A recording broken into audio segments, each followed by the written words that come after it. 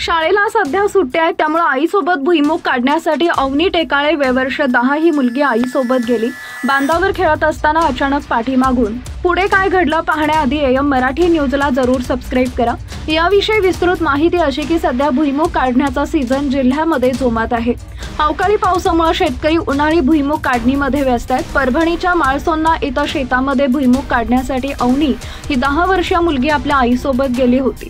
भुईमुग काढण्याच्या शेजारी अवनीच्या चुलत काकाच्या शेतामध्ये घराचं बांधकाम चालू होतं। बांधकामाच्या शेजारी शौचालयासाठी सेफ्टी टँक बांधण्यात आला होता, त्याच्यात पाणी देखील पूर्ण भरलेले होते। अवनी ही बांधकामाच्या शेजारी खेळत होती। मुलगी खेळत असल्याचं पाहून आई देखील भुईमुगाच्या शेंगा काढण्यात दंग राहिली।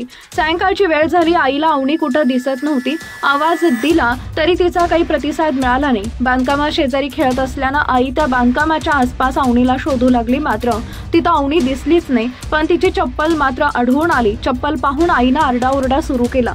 आरडाओरडा सुरू झाल्यानंतर आजूबाजूचे शेतकरी आणि मुलीचे चुलत आजोबा तिथं आले। त्याच्यासोबत आलेल्या सालगडाच्या मदतीनं हौदातील मुलीला बाहेर काढण्यात आलं। तात्काळ तिला जिल्हा रुग्णालयात नेण्यात आलं। तपासादरम्यान डॉक्टरांनी अवनीला मृत घोषित केले। या प्रकरणी दैठणा पोलीस ठाण्यात अकस्मात मृत्यूची नोंद करण्यात आली आहे। अवनीच्या दुर्दैवी मृत्यूनंतर जिल्हाभरात हळहळ व्यक्त करण्यात येत आहे।